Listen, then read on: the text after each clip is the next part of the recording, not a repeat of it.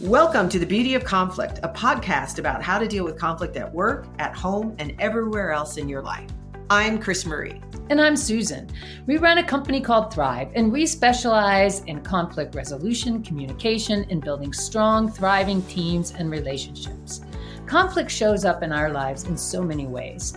Most people, unfortunately, are not very good at handling conflict. Most people have never been taught the right tools for dealing with conflict.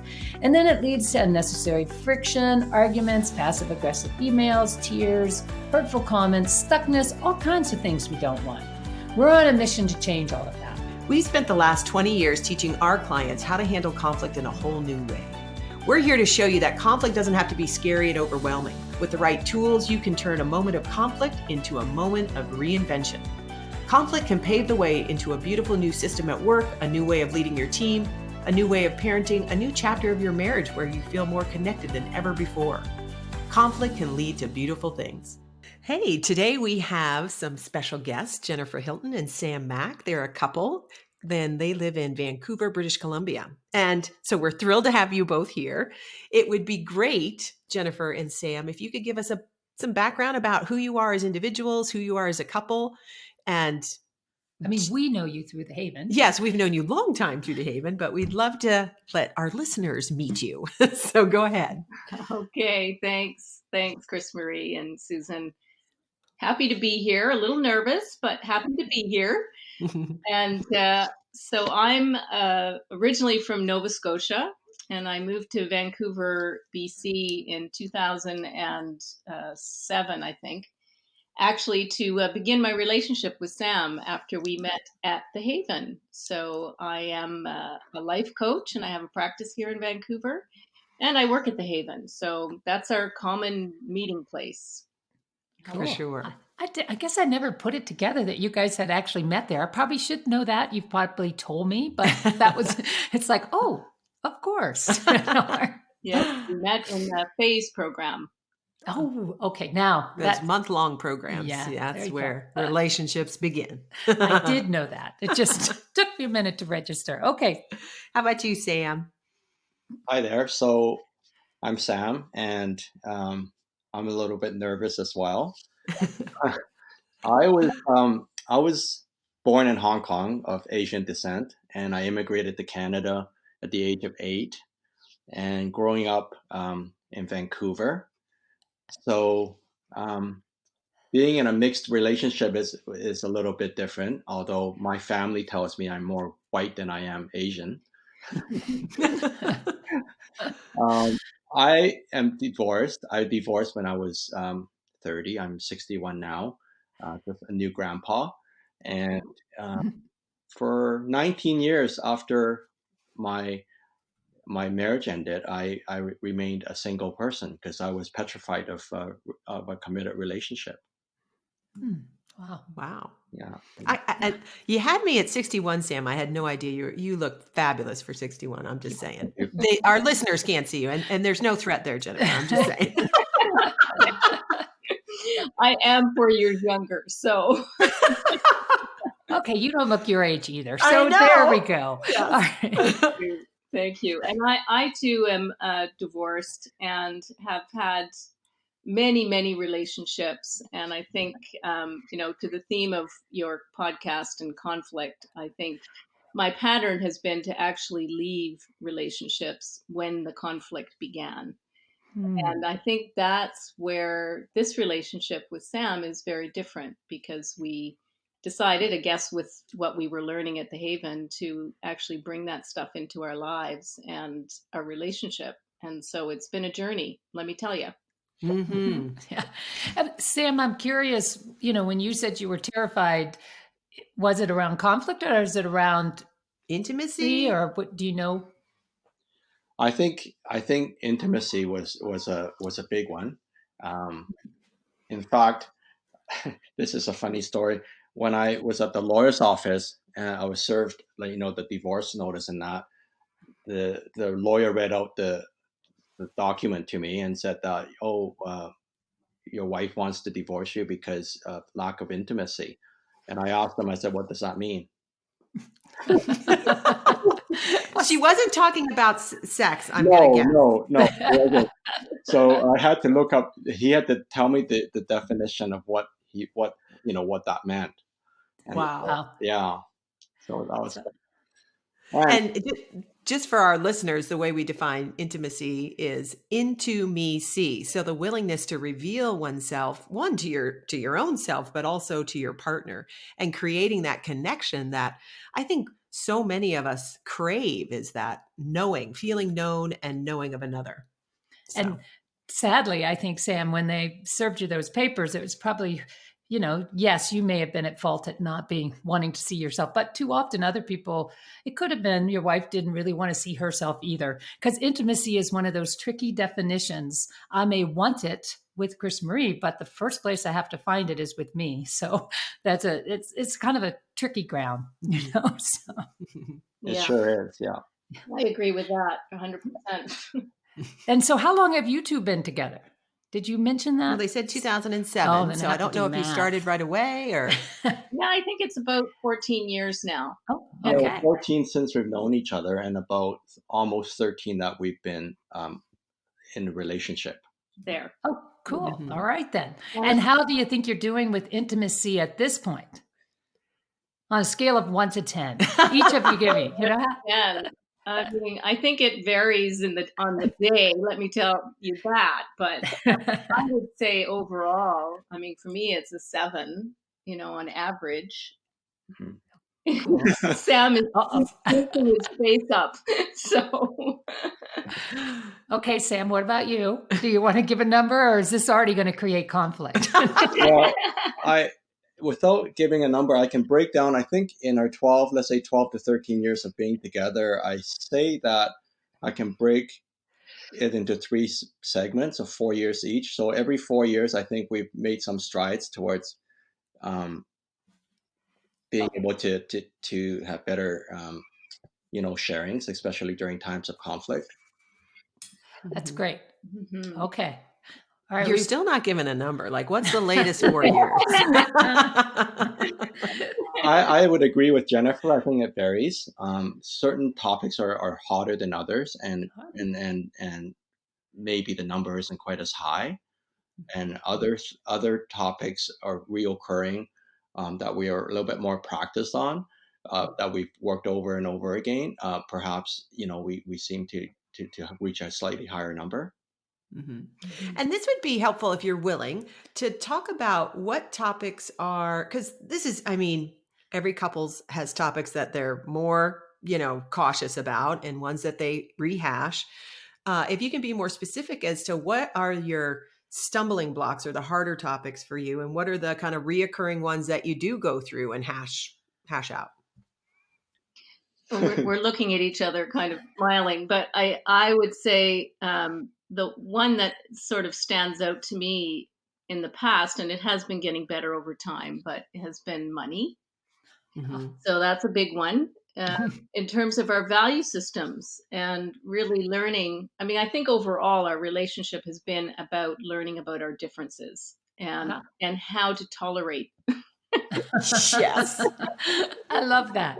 And I totally feel warm when you say money. That's a big one for us Oh, too. my. And we have very different styles and values around it that we've had to spend a lot of time, talking about Yes. it. A lot of time, a lot of really, really digging into the deeper value that we each have about it, and understanding that it's different for both of us. So that's been a big one.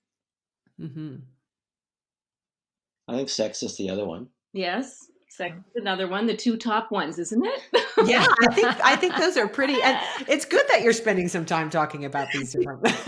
I mean, so often people don't talk about them, because that has been, I mean, maybe because of fear, because of uncertainty, because this is going to break us apart. And yet Or we think we should know why. I don't know. I think people go to despair, like, oh my gosh, we don't have enough sex, or I don't like the sex, but they don't actually. So they complain about it to somebody else versus bringing that conversation in with their partner in a productive way. Yeah.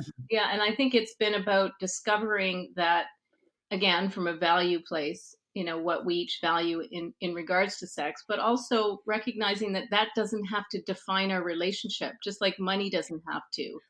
Exactly. And I think what's been meaningful to me in our relationship is actually having a way to communicate, even in conflict or after we have conflicts, and coming back to some place of connection again. Because to me, it's this in and out dance. Like I'm in and then I'm out, and then I'm in and then I'm out. And of course, when I'm in conflict or we're having an argument, I pretty much want to be out. And so Mhm. I've had to learn to actually find ways to stay in. And that's been confusing for me, honestly. Mhm. It's been a bit of a learning journey to actually see that I can hold the conflict, and a lot of that has to do with my past and not having good experiences around arguments and conflict in family dynamics and background from when I was young. So I think that that's been a big process in us discovering more about each other. Jennifer, you bring up a good point, which I think people tend to miss is, you want to leave because that's your pattern. And it sounds like, and tell me where I'm wrong, what you're learning to do is tolerate that tension, that desire to run and, and hang in Yeah. or recover with Sam. Tell me if that fits. Yes, absolutely. And the staying in piece is sometimes elusive to me. Like, Yeah. where I'll think I'm in and then all of a sudden I'll realize, wait a minute, no, I'm really defended right now, or I've disassociated in some way, or I've I've physically left the room. Yes. Oh, look, I'm in a different room. I didn't even know that was happening. I mean, I love that you're saying that, Jennifer, because I do think it's, I think this is probably similar to even what Me. CrisMarie talks about in terms of having to really learn how to breathe and stay present to for quite a big become more embodied. Because most of the time often when you get into conflict, you flip into your more rational brain, or you Or, check out altogether, or you go yeah, back in the past into you're some, running an old yeah. pattern in your nervous system, and most of us aren't even aware that that's what's been triggered. And it's a predictable cycle that keeps repeating, which I imagine, like with the running. And until you start to become kind of aware of it and at least watch yourself do it and then get closer and closer to the event, you can change it. I joke with CrisMarie because I think sometimes it sounds like with you, would just sort of pop out, flight, Yeah. and go away. And me, I just thought I was there, but I was actually in another time zone altogether. I was in some historical event, projecting out onto anyone around me something that was very historical. And I hadn't even realized, wait a minute, I'm not in the present moment. I think so yeah, Yeah, that's it's a big deal for me to be able to say, no, I'm actually operating like I did in the past. And this is not the same storyline. So, Uh, yeah, So most recently, our two most recent conflicts, I consciously wanted to be in even when everything felt like it was an out. Um, so I consciously, I care for Jennifer even in that time of conflict, and so I made an effort, and I wanted to experience what it was like to be with her, even though I was really angry at her. So we had one incident where I was angry with her for, oh gosh, like 3, 4 hours in the morning, and it's something that happened overnight. And when it was time for lunch, I said, "So you want to go get something to eat?" And she was befuddled. Like she thought, "Why would you want to have lunch with me? Like you're mad at me." And yet I just wanted to experience. We have lunch together all the time. So just because I'm mad at you doesn't mean we don't eat. I love it. I love it. I think that's great. How did the experiment go? Yeah. well, for me, it was befuddling, as he said, and uncomfortable at the beginning. But then there was a point in the lunch where I had this awareness of, oh my God, we're just talking about our food and we're sitting here with our friend and we're still together. And that I can actually be here, even though I'm holding the tension of, okay, we haven't quite got to resolving what the issue was. So Oh, it was really quite profound awareness for me. And then we talked about that afterwards. And it has been difficult for me to actually do that in the past. And I think having that new awareness has been helpful. So sort of like going to a buffet lunch, the way I kind of framed it this morning. It's like going to buffet lunch, and there's a few things that I really don't like, but I don't want to stop eating. I mean, there's all kinds of good things about our relationship that I can remember at those times of when I just want to be out. That is really, I think, a huge step forward, Sam, in the willingness to hold on to these other things that Jennifer is for you in the relationship, while also being really mad at this particular whatever behavior or topic. I think that's pretty awesome. And I think I really started to, like, in that day that happened, I was kind of, it was befuddling to me that he wanted me to go to lunch, and at the same time I had a deep appreciation that he wanted to do that I don't think I actually took in a lot of times before that. So, this has been recent, so it's been valuable to actually talk about it. I mean, I can imagine. I was thinking about myself in that situation, and when somebody, where I grew up, when somebody was mad at me, it was like my whole world was over until they were not mad at me. It was so threatening, whether it was my dad or my sister, and so I can imagine, having that larger, like, I am safe, even though we have this. It's like carving it down to size is a really valuable relationship skill and life skill, really. And I think because we live and work together, that actually comes up quite a lot where, okay, we are in the midst of something, going into a client or dealing with something. And it's like, I really don't like you right now, but and we have actually developed some key things we'll tell each other to remind ourselves we can stay balanced, and we'll come back to this. But it's a similar type of thing. And I think that may be harder for you, or I don't know whether it's harder for you. I just think we've done that so many times, but I hadn't even realized or heard it articulated the way you were talking about it, Sam. So that's neat, neat way to say it. Mm-hmm. Mm-hmm. I think for me, I just really wanted to experience that because, when I left my marriage, my ex-wife didn't talk to me for 6 months, even though we shared the house. Like, we hadn't figured out all the logistics of the separation. And it was just horrible to be shut out like that. Yeah. Mm-hmm. Wow. That's pretty significant. Yeah. So when you guys think about, what would you say have been the most powerful tools or things you've learned that you've been able to apply with each other that have helped you? And they may be very different. I know for us it is sometimes, that have helped you in dealing with a particularly hot topic. Like you said, money was one you may come back and forth to. So what's something you use on a regular basis that helps you hang in or recover? Mm-hmm. I think for me, when I'm really upset and I'm just letting Jennifer have it, and I can't stop myself, and I just can't stop myself. I think most recently, even as I know and as I'm aware that I'm not stopping myself, I'm just being, perhaps I've been dumping on her.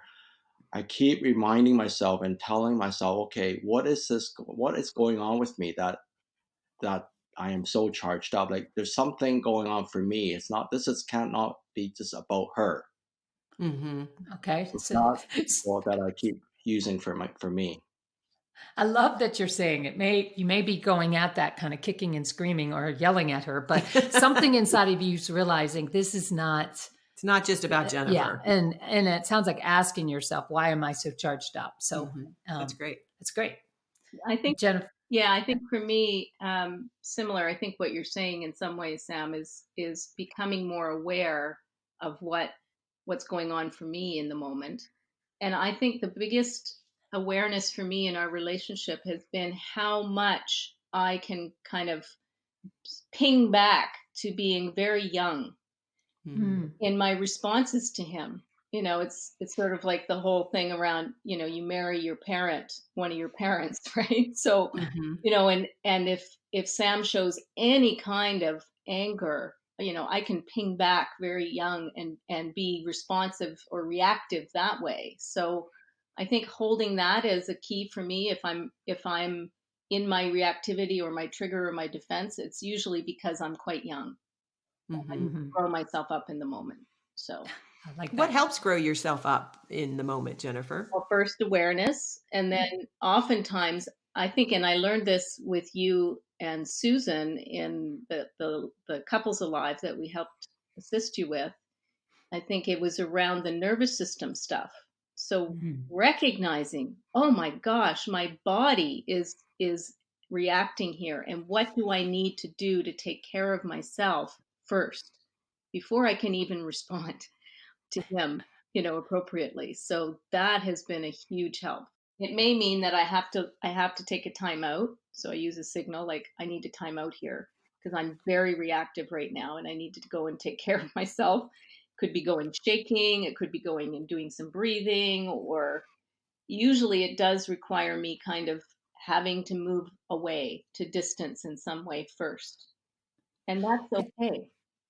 Yeah, Yeah. it sounds like that is a path, that interruption for you is a path that can get you out of the dynamic in your head, whatever has triggered you back and bring you back into your body in the present. That's right. And so that I like that, and I love that line. I have to find a way to grow myself up, and often that does mean, so often we want to project that onto the other person. Like, you have to provide me, Change. you have to change because I need to grow up here. Yeah, I mean, I don't think we're doing that consciously, but it can seem like that. Whereas I think what you're saying is, well, I don't even know yet what you're up to. I've got to take care of myself and help myself grow up so that I can even be present. that's right.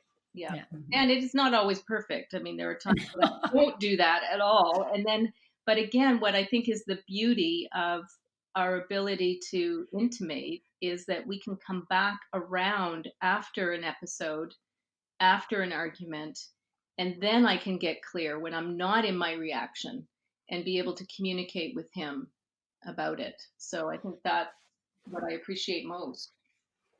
That's neat. I was thinking about, you said the beauty, and some people, when we're being interviewed on podcasts and people are like, "Really? The beauty of conflict? You've got to be kidding."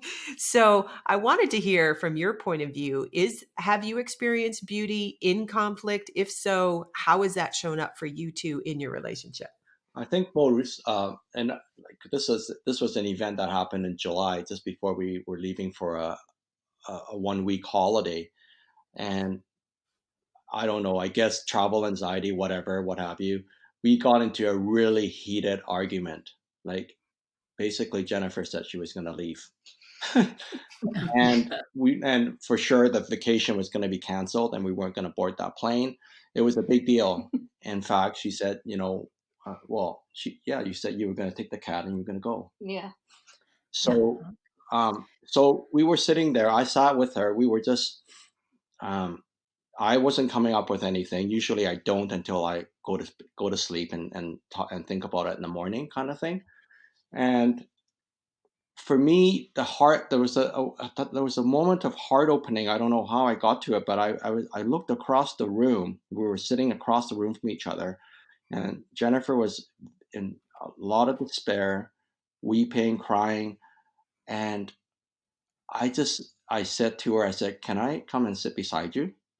And it was met with a lot of rejection, of course, because she didn't know my intentions. And Right. I just said, boy, you just look so upset. And, I think it's just sort of humanity that I want to sit beside you. Just like if somebody was in a lot of shock, that, you want to sit beside them on a curb, after they've come out of a car accident or something. It was like that kind of reaction for me and that Mhm. kind of heart response. I just wanted to be beside her because she was so upset.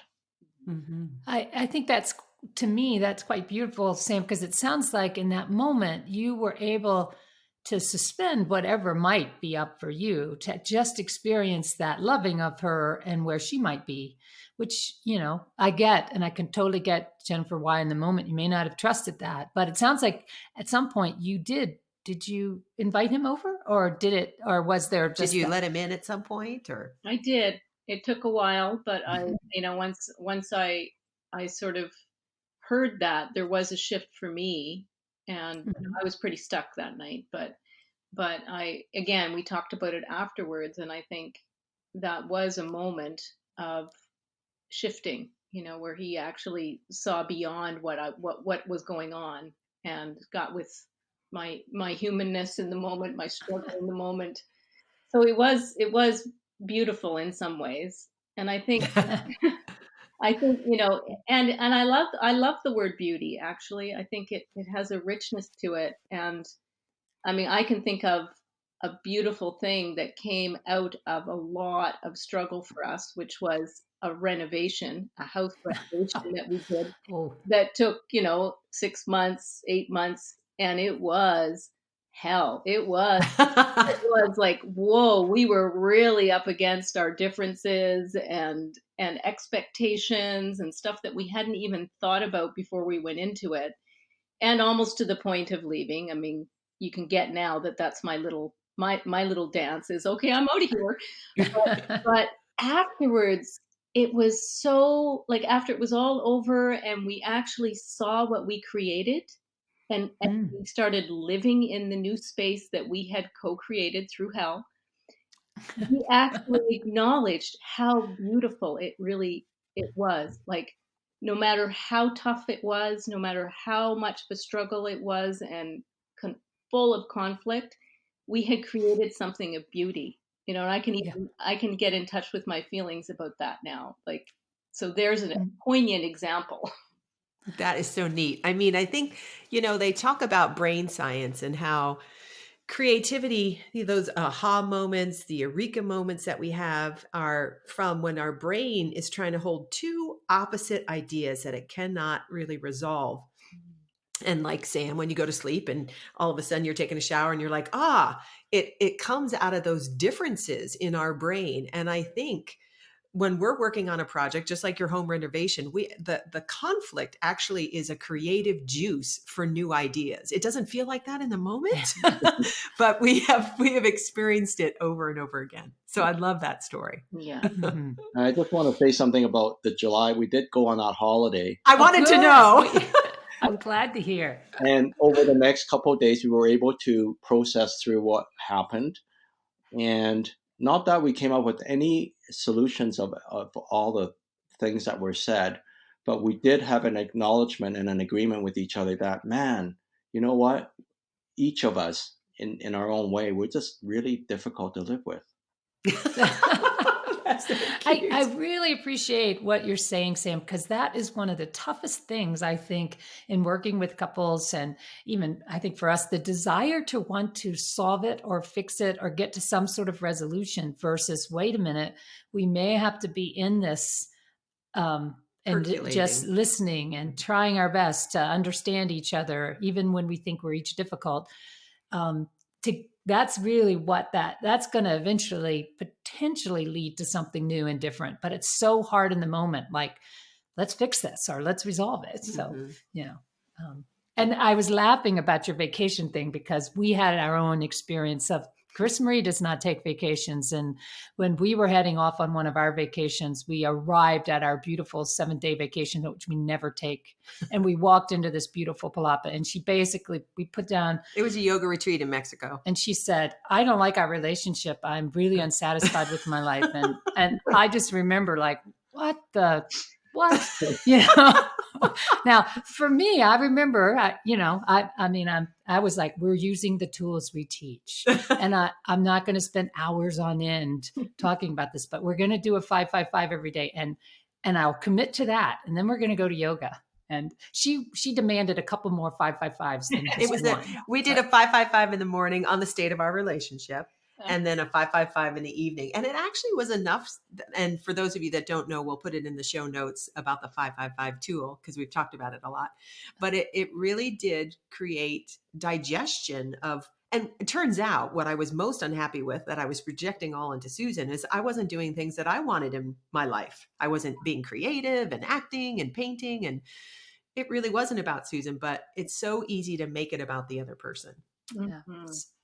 Yeah. And I don't know why those things happen on vacation, but it's really, It's so disappointing. You know what I appreciate about you two, and I don't know if you even recognize it, we certainly do, is your willingness to get messy. Like Sam, when you said, when I'm letting Jennifer have it, and Jennifer, your reaction, a lot of times couples are trying so hard, like, well, okay, I guess we just won't talk about it, or I can't bring this up.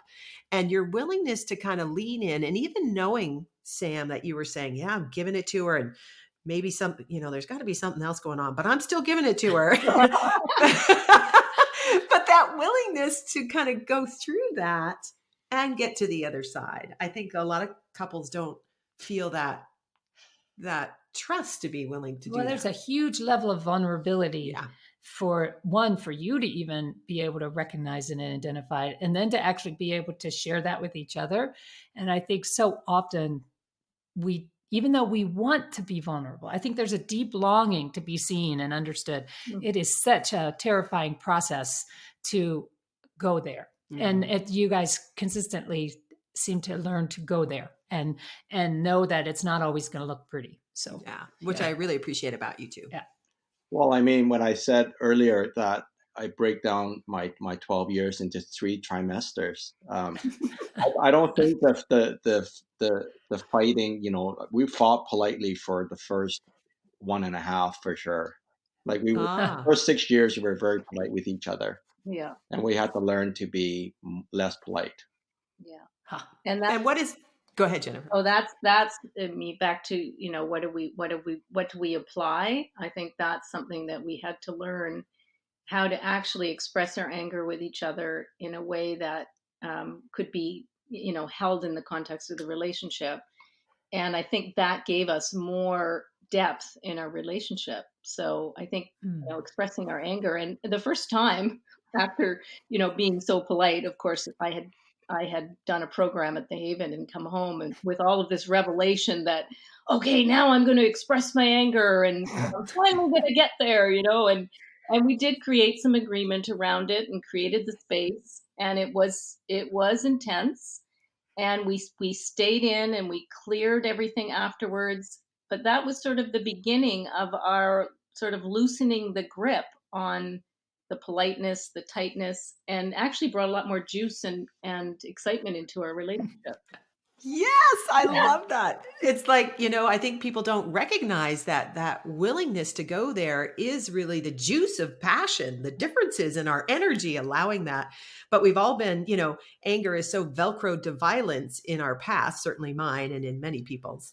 So I love that you found a path through that. I love the arc of your relationship where you were nice and polite and then kind of broke through, and the juiciness you found through that process. That's very inspiring. I love that. I mean, it's not comfy. No, It's really No. it's really not for sissies. No. right. Right. And Kind of relationship. It does take a lot of building a bigger container within myself to withhold the tensions and withhold those kinds of strong emotions, and yeah, it's the journey of commitment to myself, I think, number one, and to being present with him. So that's been my wish for myself, is to be more present and not actually hang out in the past so much. that is fabulous. That's great. Well, any tips that you want to share if you were, sitting there talking to another couple about what you thought kind of the keys to success, especially around conflict in a relationship, what might you share? Either one of you or both. Well, I think just to expand on this anger expression piece, for me to witness or to be part of, to be present with Jennifer when she's expressing her anger is to really understand that we each have our own responsibility in that, what a lot of what she's angry about is her stuff, and not all of it is mine. Mhm. Yeah. And to really know that, because otherwise I can't stay. It was really difficult to stay and present with that. But to have that knowledge was key for me. Mm-hmm. I think that's huge. Like to be able to kind of say, wait a minute, I'm going to create the space I need to have to hold in my own shoes, so to speak, and my versus not taking on what you're hearing. It's letting it be that it's Jennifer's expression of her energy and what she's upset about. That doesn't necessarily mean that you're wrong or bad or you have to do anything. Yes. Yeah, Yeah. I think the key for me, it does come back to that, and call it self responsibility or self ownership of what's going on for me. I think is a huge key to our relationship, and I think would be beneficial for all relationships. Because I think it is so easy to just go to blame, and then, our little dance is he blames and I go to victim, and then, it becomes a digression in terms of the success of our relationship if we stay in that dynamic. So at some point, I have to be able to own up to what I am doing and what I'm feeling and take responsibility for it. And I love that. Go ahead, Sam. I think from early on, and I understand it more and more, and that is Jennifer would set up, like before she would say something to me that potentially would cause conflict, she used to always remind me, says, you don't have to do anything. I just want you to hear me out. And that Mhm. was very, very helpful for me because I was always wanting to launch into, obviously all defending myself, but in the way of like, oh, here's some advice. Oh, I bet you You know that what I worked mean? well. So not so much, it was just helpful to be able to settle into just listening. Yeah. Yeah. I think so often, and it is a defense. I want to fix it. If you just did this, everything would be fine. Or that's not my problem, whatever it is, versus so often each of us want to feel seen and heard in our full expression. Yeah. I would say one thing, and I think you guys are both alluding to this, that I think is so important if a couple does decide, hey, we're going to make space for full expression and things like that, is this idea of being clear about what are the parameters so that you have some clear boundaries that you each can listen to. Like, one, what is it that you're actually wanting? Is it just you want me to hear you? Is there some, but getting that defined, I think, is a part of it.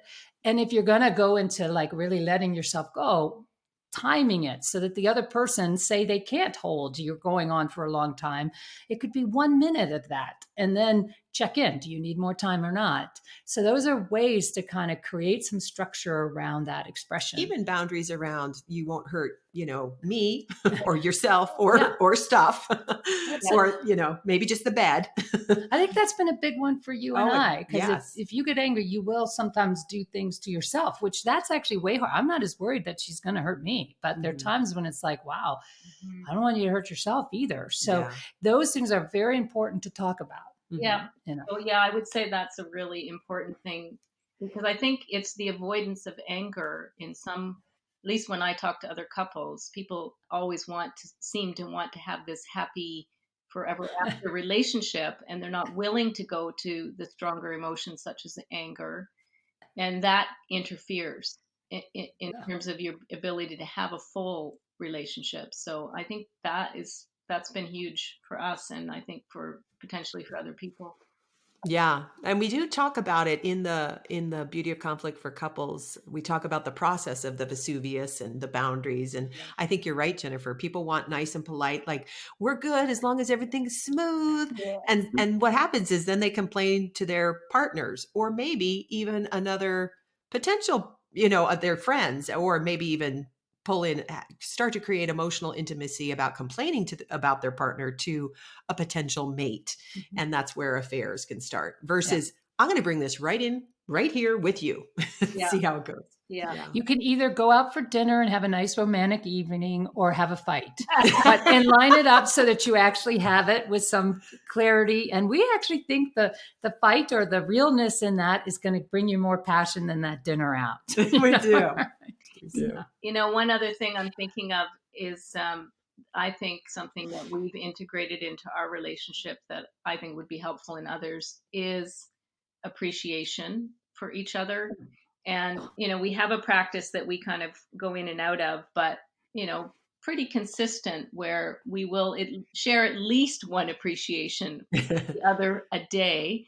And especially if we've had a tough day, especially if we've had, a disagreement or an argument, to even stretch myself beyond that and give Sam an appreciation, I think goes a long way. And I know there's all kinds of neuroscience that's suggesting this nowadays too, in terms of gratitude and shifting a frame of reference. But I really think that has made a big difference for us. Yeah, it's a heart softening sort of tool for me, for sure, to come up with an appreciation for Jennifer.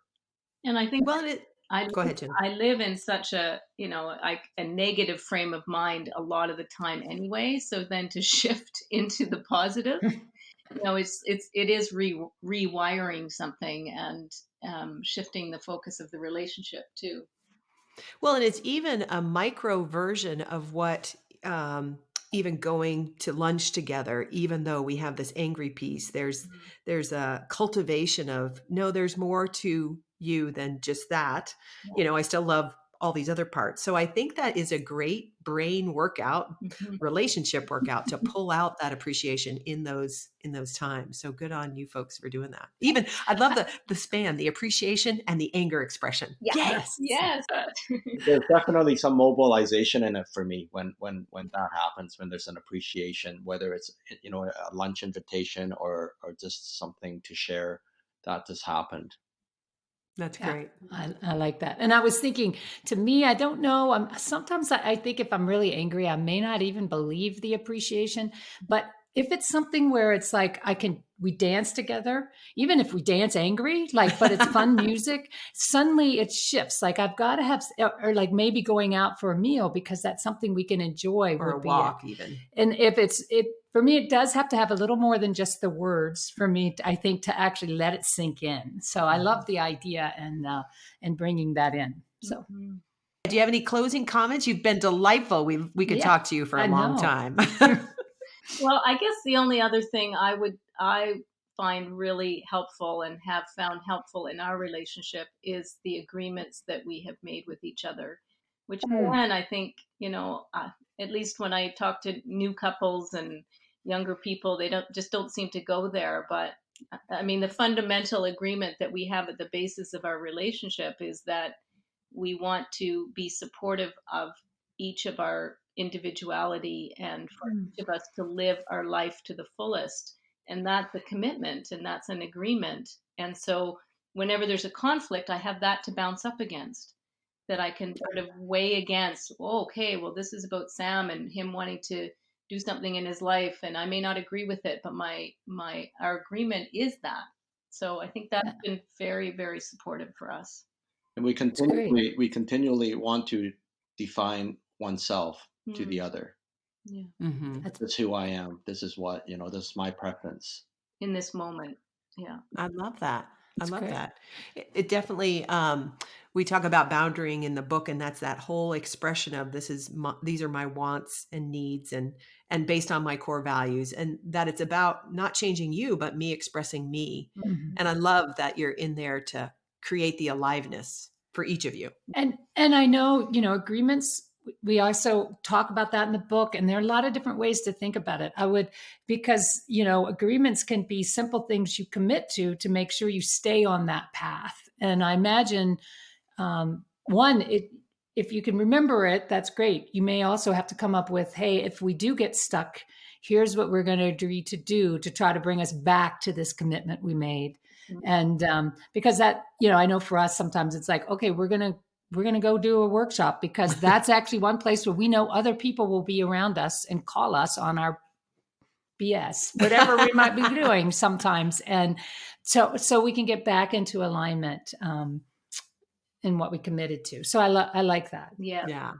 And they sometimes change. Agreements may vary over time because there are times when you may need different agreements. Like imagine when you guys were doing your remodel, you had to have different agreements just for the immediacy of the situation. Oh, yes. Oh, yeah.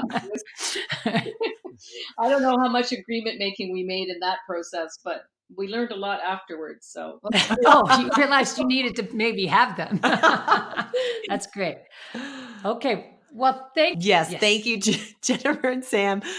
This has been delightful. So I appreciate you making the time and chatting with us. Thank you so much. Appreciate you both. It's been lots of fun. It was so fun to have Jennifer and Sam on the show. Yes, I agree. I think you even shared with them at the end, some of this is that they have done a tremendous amount of personal work themselves as well as a couple. Yeah. And you could tell that. And I loved at the end, they did reveal the first 6 years were nice and polite. So it wasn't like they were committed all the way along. I think that's such a good message, because I think there are, and maybe you can relate to this if you're listening, that, you try to be so contained and nice and polite and you don't bring things up. But actually the juice of the relationship is when you're willing to find safe ways to express that natural energy, anger, which is your life force, and it's very vital. And I so appreciate it. Sam was saying it really, wasn't actually great in the beginning. No. It wasn't even, probably some may not even interpret it as safe or what, he recognized I'm maybe even dumping, but in somewhere inside of him, he was able to get, wait a minute, there's got to be something about me going on here. And that is such an important thing, to turn the situation around and look at, okay, wait a minute, how am I participating in this? What am I up to? And it doesn't mean that you don't express, like, I still think they have fights. We have fights. And so, but having a place where you can actually be your full self versus trying to be this right partner can be so stifling. So we encourage you to work with your partner to figure out, how can we feel more fully expressed in this relationship? And we'll add in the notes a little bit about how to have a Vesuvius, because we were talking about that, a full expression of your anger, but creating some boundaries and safety around it. It's in the book, but we'll add it to today's podcast notes. And also the benefit of appreciations, like recognizing, even though we're in the tough stuff, what can I appreciate about you right now, even though it may be difficult, and that's an important part of keeping that goodwill and the connection alive versus letting it go. And remembering that may not just be a series of words. You can do things together, like going for lunch. Like, I love the story that Sam shared. He was angry, but he went to lunch, because there's more than just whatever's happening in the moment. And in the book, Jennifer talked about the nervous system pieces to help settle in the moment. And she takes a break to do that. And they learned this when we were working with them in a Couples Alive program. And that is, there are some simple things you can do. And that's a section in the book about kind of emotional resiliency tools and grounding, because we don't have good examples of anger, and that can be quite threatening but it doesn't mean you have to stay that way. You can learn to develop a tolerance and a capacity for your own anger and listening to somebody else's. Okay, we hope you enjoy the show. Thank you for listening to the Beauty of Conflict podcast. If you're in a couple and you want to work with us and the horses, then come and join us for our Couples Mojo program. The next Couples Mojo program is going to be happening at Apache Springs Resort in Arizona. This is a beautiful location, and it will be happening October 25th through the 28th of this year. Now, for those of you wondering, why would I come to a Couples Mojo program? Well, not only do you get the benefit of some of the things we've learned over the years, but if you have any hesitation about giving your significant other feedback, trust me, the horses will give it to them for you. And rarely do couples take the time to step out of their busy lives and engage and digest and look in their relationship. And when you do, you can increase your intimacy, your passion, your aliveness, and your emotional connection. So it's a really fun time, and Apache Springs is beautiful. We'll also be doing one in Montana in the springtime, so stay tuned for more information about that. You can sign up for Couples Mojo on our website, which is www.thriveinc.com. THRIVE.com. Did I say that right? Yes, you said it correctly. You can also find our articles, join our newsletter there, buy our other books, and learn more about other programs we're going to be offering. And if you enjoyed this show, please tell a few friends or post a 5-star review on iTunes. Your review helps new listeners discover the show. More people listening to the show means less friction and arguing and suffering out in the world. So that's a great thing for everyone. Okay, thanks for listening. Hope you have a peaceful, productive, and beautiful day.